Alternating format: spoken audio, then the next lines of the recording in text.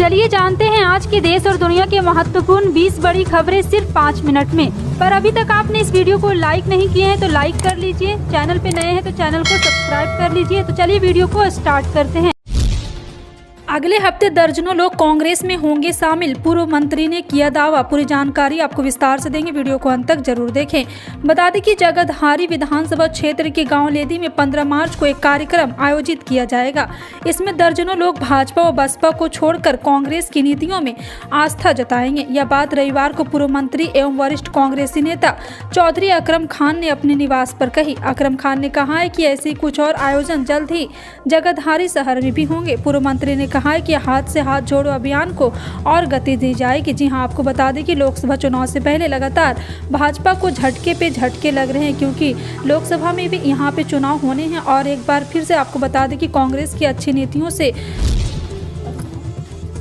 महाराष्ट्र सरकार के लाखों कर्मचारी मंगलवार को पुरानी पेंशन योजना की बहाली की मांग को लेकर हड़ताल पर चले गए। राज्य सरकार और नागरिक निकाय द्वारा संचालित अस्पतालों में काम करने वाले पैरामेडिक, सफाई कर्मचारी और शिक्षक भी ऐसे समय में इस हड़ताल में शामिल हो गए हैं जब कक्षा 10वीं और 12वीं कक्षा की परीक्षाएं चल रही है। सोमवार को यूनियन और राजस्व राज्य सरकार के बीच बातचीत असफल रहने के बाद कर्मचारी हड़ताल पर चले गए।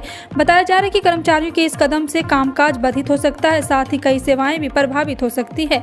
राज्य में पिछले सप्ताह बेमौसम बारिश हुई थी, जिससे फसलों को बड़े पैमाने पर नुकसान हुआ था और हड़ताल के कारण पंचनामा या हानि मूल्यांकन प्रक्रिया, किसानों के लिए मुआवजे तय करने का एक महत्वपूर्ण काम भी प्रभावित हो सकता है।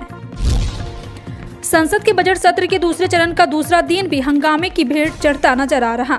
लोकसभा की कार्रवाई शुरू होते ही राहुल गांधी के लंदन के दिए गए बयान पर हंगामा शुरू हो गया। सत्ता पक्ष राहुल गांधी की माफी की मांग कर रहा है। हंगामा बढ़ने पर लोकसभा की कार्रवाई दोपहर 2 बजे तक के लिए स्थगित कर दी गई।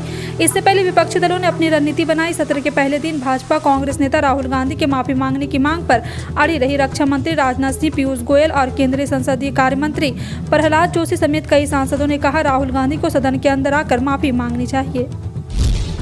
दिल्ली सरकार की अपनी बिजली सब्सिडी योजना को संशोधित करने की कोई योजना नहीं और यह उपभोक्ताओं को स्वीकृति भार की किसी प्रतिबंध के बिना जारी रहेगी। दिल्ली के बिजली मंत्री आतिशी ने सोमवार को यह जानकारी दी।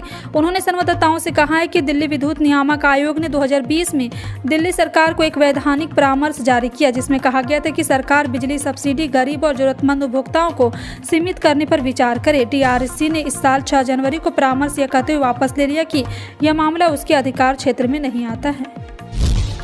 जमीन के बदले नौकरी मामले में सीबीआई ने हाल ही में बिहार के पूर्व मुख्यमंत्री राबड़ी देवी से पूछताछ की थी। इस मामले में लालू यादव को भी सीबीआई के अधिकारियों के सवालों का सामना करना पड़ा। सीबीआई के इस कदम का राजद सहित विपक्ष कई नेताओं ने खूब आलोचना की है। मंगलवार यानी आज भी बिहार विधानसभा में ये मुद्दा छाया रहा। बीजेपी और राजद के नेताओं ने सदन में जमकर हंगामा किया। जानकारी के मुताबिक बिहार विधानसभा में जैसे ही सदन की कार्रवाई जैसे ही शुरू हुई, विपक्ष के नेता वेल में आ गए।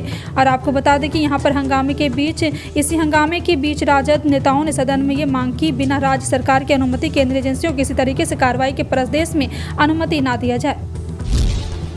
सुप्रीम कोर्ट ने उत्तर प्रदेश के लखीमपुर खीरी हिंसा मामले में मुख्य आरोपी आशीष मिश्रा को बड़ी राहत दी है। कोर्ट ने मिश्रा को पहले अंतरिम जमानत की अवधि अगले आदेश तक के लिए बढ़ा दी। इसके साथ साथ कोर्ट ने हिंसा मामले की ट्रायल को लेकर हुई प्रगति पर भी संतुष्टि जताई है। कोर्ट ने कहा है कि मामले का ट्रायल सही तरीके से चल रहा है। महाराष्ट्र में ऑल इंडिया किसान सभा के भारतीय कम्युनिस्ट पार्टी के नेतृत्व में 10,000 के करीब आदिवासी किसान एक बार फिर लॉन्ग मार्च कर रहे हैं। किसानों का यह मोर्चा नासिक से चलकर मुंबई आ रहा है। आजाद मैदान में सभी धरना देंगे। वहीं शिंदे फडणवीस सरकार किसान नेताओं के साथ बातचीत कर हल निकालने का प्रयास कर रही ताकि आंदोलन खत्म हो जाए। मोर्चे में शामिल किसान नासिक से प्याज की कीमत सहित 17 पॉइंट डिमांड का चार्टर लेकर मार्च कर रहे हैं। किसानों की सबसे प्रमुख मांग विशेष रूप से प्याज के लिए लाभकारी मूल्य है। प्याज के लिए 2,000 रुपये प्रति क्विंटल और निर्यात नीतियों में बदलाव के साथ साथ 600 रुपये प्रति क्विंटल की तत्काल सब्सिडी की मांग किसान कर रहे हैं। महंगाई के मोर्चे पर लगातार दूसरे दिन अच्छी खबर है। सोमवार को खुदरा महंगाई में राहत मिलने के बाद थोक महंगाई में कमी आई है। सरकार की ओर से जारी आंकड़ों के अनुसार फरवरी में थोक कीमतों पर आधारित मुद्रास्फीति फरवरी में घटकर 3.85% रह गई। थोक मूल्य सूचकांक आधारित महंगाई दर इस साल जनवरी में 4.73% और फरवरी में 2022 में 13.43% थी। हालांकि खाद्य पदार्थों में मुद्रास्फीति बढ़कर 3.81% हो गई है।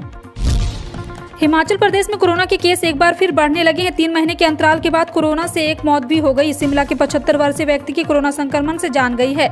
इससे पहले कांगड़ा जिले में 2 दिसंबर 2022 को कोरोना से एक महिला की जान गई थी।